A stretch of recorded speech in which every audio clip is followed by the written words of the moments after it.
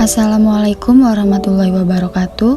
Perkenalkan, nama saya Tiara Nur Anggraini dengan NIM 1511521036 dari Program Studi Manajemen Pelabuhan dan Logistik Maritim. Pada kesempatan kali ini, saya akan membahas mengenai topik tugas, fungsi, dan proses pembentukan organisasi perawatan. Perawatan di suatu industri merupakan salah satu faktor yang penting dalam mendukung suatu proses produksi yang mempunyai daya saing di pasaran. Produk yang dibuat industri harus mempunyai hal berikut, yaitu kualitas yang baik, harga yang pantas, serta diproduksi dan diserahkan ke konsumen dalam waktu yang cepat. Oleh karena itu, proses produksi harus didukung oleh peralatan yang siap bekerja setiap saat dan handal. Untuk mencapai hal itu, maka peralatan-peralatan penunjang proses produksi ini harus selalu dilakukan perawatan yang teratur dan terencana. Perawatan dapat diartikan yaitu suatu kombinasi dari berbagai tindakan yang dilakukan untuk menjaga suatu barang, memperbaikinya sampai pada suatu kondisi yang dapat diterima. Dalam pengorganisasian pekerjaan perawatan, perlu diselaraskan secara tepat antara faktor-faktor keteknikan, geografis, dan situasi personil yang mendukung. Beberapa faktor yang mempengaruhi pembentukan organisasi perawatan antara lain yaitu jenis pekerjaan. Jenis pekerjaan perawatan akan menentukan karakteristik pengerjaan dan jenis pengawasan.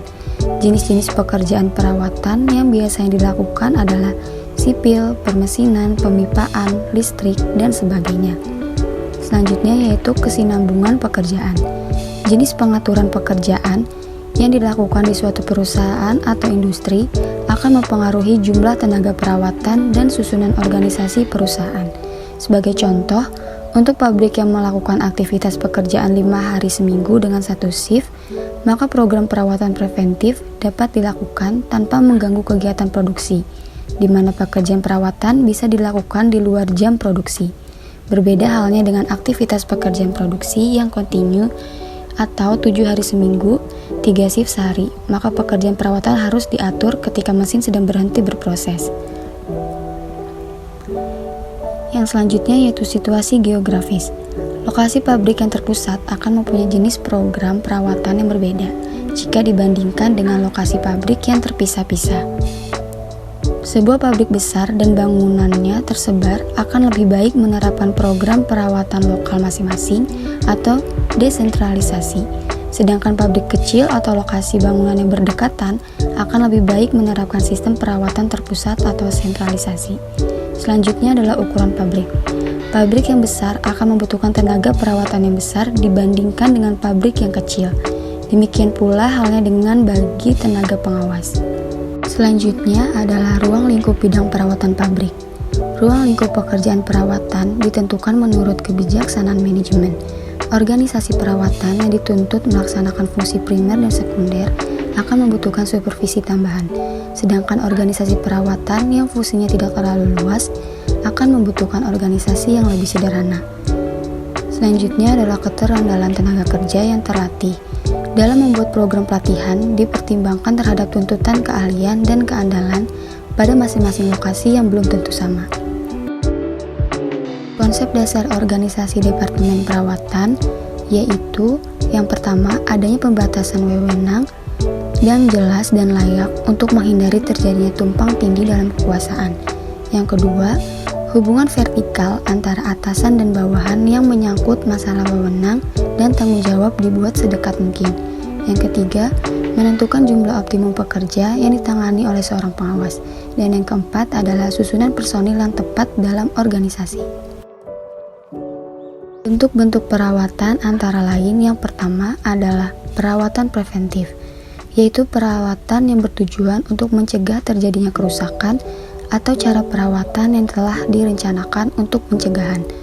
Ruang lingkup pekerjaan preventif termasuk inspeksi, perbaikan kecil, pelumasan dan penyetelan, sehingga peralatan atau mesin-mesin selama beroperasi terhindar dari kerusakan. Selanjutnya yang kedua, perawatan korektif, yaitu pekerjaan perawatan yang dilakukan untuk memperbaiki dan meningkatkan kondisi fasilitas atau peralatan sehingga mencapai standar yang dapat diterima. Dalam perbaikan dapat dilakukan peningkatan-peningkatan sedemikian rupa, seperti melakukan perubahan atau modifikasi rancangan agar peralatan menjadi lebih baik. Yang ketiga adalah perawatan berjalan, di mana pekerjaan perawatan dilakukan ketika fasilitas atau peralatan dalam keadaan bekerja. Perawatan berjalan ditetapkan pada peralatan-peralatan yang harus beroperasi terus dalam melayani proses produksi. Yang keempat yaitu perawatan prediktif. Perawatan prediktif ini dilakukan untuk mengetahui terjadinya perubahan atau kelainan dalam kondisi fisik maupun fungsi dari sistem peralatan. Biasanya perawatan prediktif dilakukan dengan bantuan panca indera atau alat-alat monitor yang canggih. Yang kelima yaitu perawatan setelah terjadi kerusakan. Pekerjaan perawatan dilakukan setelah terjadi kerusakan pada peralatan, dan untuk memperbaikinya harus disiapkan suku cadang, material, alat-alat, dan tenaga kerjanya. Yang keenam yaitu perawatan darurat. Merupakan pekerjaan perbaikan yang harus segera dilakukan karena terjadi kemacetan atau kerusakan yang tidak terduga. Mengapa ada bagian perawatan? Dibentuknya bagian perawatan dalam suatu perusahaan industri dengan tujuan yang pertama, agar mesin-mesin industri, bangunan, dan peralatan lainnya selalu dalam keadaan siap pakai secara optimal. Yang kedua, untuk menjamin kelangsungan produksi sehingga dapat membayar kembali modal yang telah ditanamkan dan akhirnya akan mendapatkan keuntungan yang besar. Tujuan perawatan yaitu untuk memperpanjang umur penggunaan aset dan menjamin keselamatan orang yang menggunakan peralatan tersebut. Yang kedua, untuk menjamin ketersediaan optimum peralatan yang dipasang untuk produksi dan dapat diperoleh laba yang maksimum. Yang ketiga, untuk menjamin kesiapan operasional dari seluruh peralatan yang diperlukan dalam keadaan darurat setiap waktu. Tugas organisasi perawatan. Pekerjaan perawatan ini mencakup perbaikan seluruh fasilitas pabrik agar dapat berfungsi dalam kondisi kerja yang semaksimal mungkin.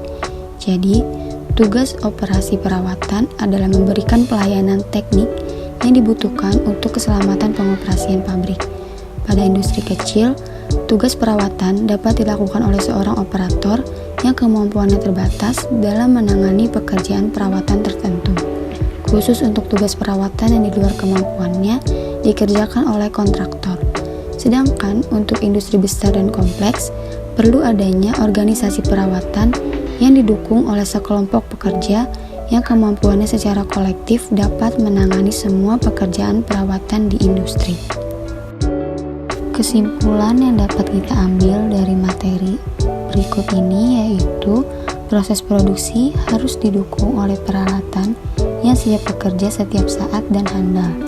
Untuk mencapai hal itu, maka peralatan-peralatan penunjang proses produksi ini harus selalu dilakukan perawatan yang teratur dan terencana. Dengan adanya organisasi perawatan, maka dapat melindungi modal yang ditanam dalam perusahaan, baik yang berupa bangunan gedung maupun peralatan produksi, dapat menjamin penggunaan sarana perusahaan secara optimal dan berumur panjang, serta menjamin kelangsungan hidup perusahaan. Sekian pemaparan mengenai tugas, fungsi, dan proses pembentukan organisasi perawatan. Semoga informasi yang saya berikan dapat bermanfaat untuk kalian semua. Kurang lebihnya mohon maaf. Wassalamualaikum warahmatullahi wabarakatuh.